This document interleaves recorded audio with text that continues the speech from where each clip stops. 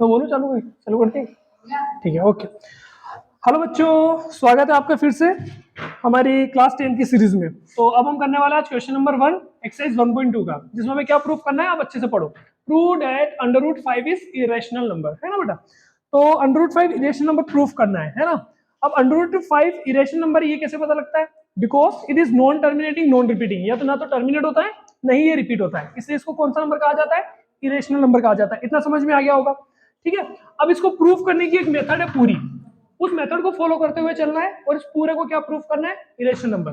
तो सबसे पहले हमें पता है कि कोई भी रियल नंबर जो होता है, कोई भी जो रियल नंबर होता है, उस रियल नंबर के दो पार्ट्स होते हैं, रेशनल और एक होता है इरेशनल।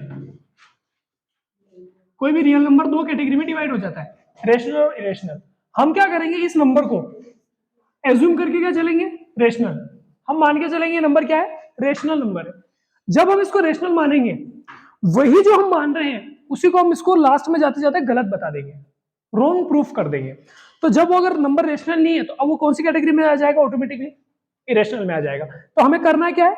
इसको गलत एज्यूम करना है और उसी गलत को एज्यूम करते हुए चलना है, और उसको गलत को लास्ट में जाके बताना है कि ये गलत है, जो हमने एज्यूम करा वो गलत है।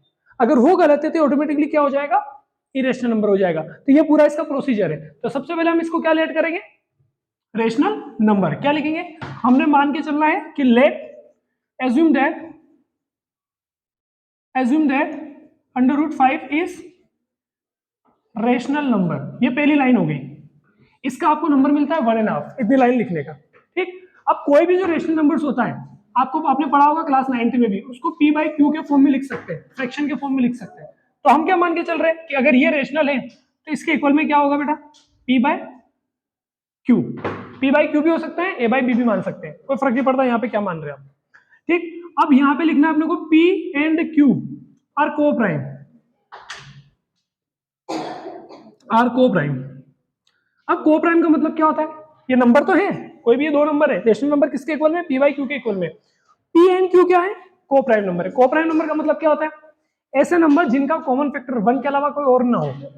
इन दोनों का कॉमन फैक्टर 1 हो तब तक ठीक है, अगर 1 के अलावा कोई और नंबर मिल जाता है हमें, पी का भी फैक्टर और किसका भी फैक्टर, क्यू का भी फैक्टर, तो वो क्या नहीं रहेंगे? फिर को प्राइम नहीं रहेंगे। अब अगर वो को प्राइम नहीं रहेंगे, अब अगर वो को प्राइम नहीं रहेंगे तो मींस हमने जो इसको एज्यूम करा है रेशनल, तो वो रेशनल भी नहीं रहेगा, ऑटोमेटिकली नंबर क्या हो जाएगा? इरेशनल। अब बात पे वापस से रिपीट करता हूं। सबसे पहले हमने इसको रेशनल माना, रेशनल के इक्वल में क्या लिख दिया? P by Q. पी और क्यू को क्या माना? को प्राइम नंबर। हम क्या मान के चल रहे हैं? पी और क्यू को प्राइम है, मतलब हम पी और क्यू के अगर कोई और फैक्टर बता दें, फॉर एग्जाम्पल हम बता दें ये भी 2 से डिवाइड हो रहा है, ये भी 2 से हो रहा है, या हम ये बता दें ये भी 3 से हो रहा है, ये भी 3 से हो रहा है, तो फिर ये को प्राइम नंबर नहीं रहेंगे। और अगर ये को प्राइम नंबर नहीं रहेंगे तो फिर ये रेशनल जो हमने एज्यूम करा था वो भी नहीं रहेगा, ऑटोमेटिकली नंबर किस में चला जाएगा? इरेशनल में।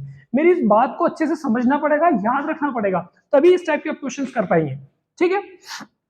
तो सबसे पहले मैंने क्या लिख दिया? Root 5 is equals to P by Q, where P and Q are coprime. अब अगली स्टेप क्या, अच्छे से सुनना। क्यू को इस साइड भेजना है तो क्या हो जाएगा? Under root 5 Q is equals to P. अब आपको क्या करना है? Both side squaring. क्या करनी है? Both side squaring. अब बोथ साइड स्क्वायरिंग करेंगे, इधर भी स्क्वायर लगाएंगे इधर भी स्क्वायर लगाएंगे, ठीक। अब स्क्वायर करेंगे रूट 5 का तो अंडर रूट कैंसिल हो जाएगा। कैसे होता है? क्योंकि 5 की रूट का मतलब होता है 1/2, पावर कितनी? 1/2 की पावर कितनी है? 2, 2 से 2 कैंसिल हो जाएगा, कितना रह जाएगा? 5।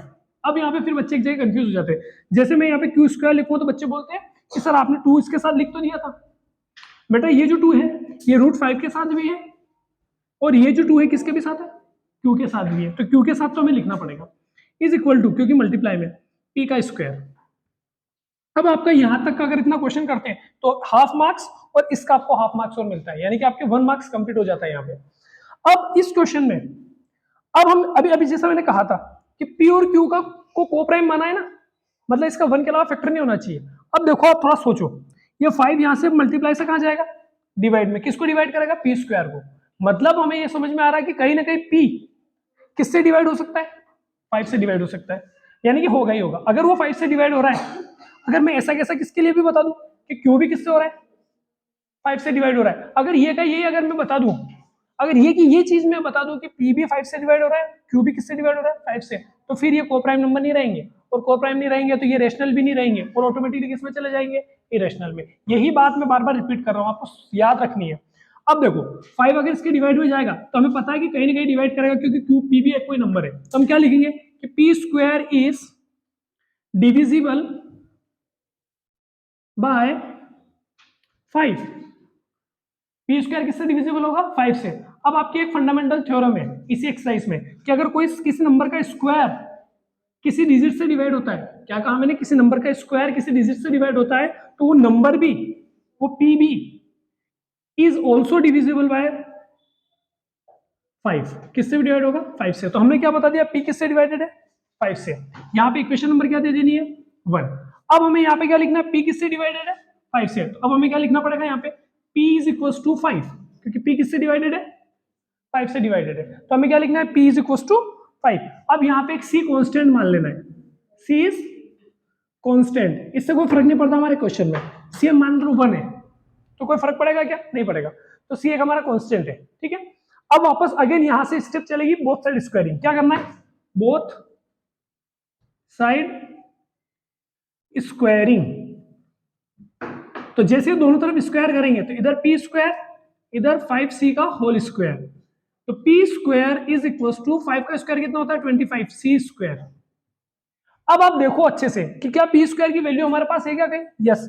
पी स्क्वायर की वैल्यू कितनी है 5q स्क्वायर, इक्वेशन नंबर 1 मैंने इसीलिए यहाँ पे दिया था। तो यहाँ पे जहां पे पी स्क्वायर उसकी प्लेस पे क्या आ जाएगा 5q square is equal to 25c square. अब 5 को डिवाइड में भेजो तो 5 5 जा 25, तो क्या बचा हमारे पास, देखो अगली स्टेप में हमारे पास क्या बचा यहाँ पे, q square is equal to 5, क्योंकि ये 5 की डबल 25 कितने टाइम आ रहा है 5 टाइम, तो 5c स्क्वायर। यहां तक क्लियर है। सेम सिचुएशन देखो इसकी जैसी बन गई। यहाँ पे 5 किसके डिवाइड में गया था पी स्क्वायर को, पी स्क्वायर के डिवाइड में गया था, और हमने क्या लिखा था कि पी स्क्वायर डिविजिबल 5 5। सेम यहाँ पे देखो ये 5 किसके डिवाइड में आएगा क्यू स्क्वायर के डिवाइड में आएगा, तो सेम लाइन किसके लिए भी लिखेंगे, जहां पे पी के लिए लिखी थी किसके लिए लिखने वाले अब क्यू के लिए, तो क्या लिखेंगे Q square is divisible by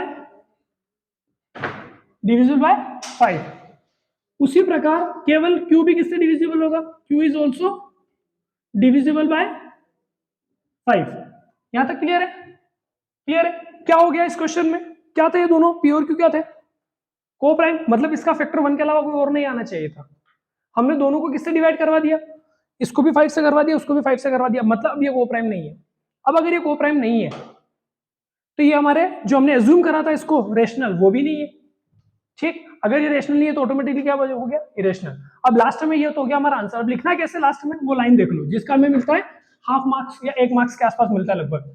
तो क्या लिखेंगे कि P and Q have at least 5 as common factor. क्या है वो 5 एज कॉमन फैक्टर, ठीक है। सो therefore P and Q are not co-prime number. Therefore P and Q are not co-prime number. So our assumption is incorrect. जो मैंने बोला इसको सुन लेना, our assumption is incorrect. So we can conclude that under root 5 is not rational number, it is irrational number. जो line मैंने अभी बोली है इसको आप नोट कर ले इसके नीचे। Thank you very much. Till then, bye bye, take care.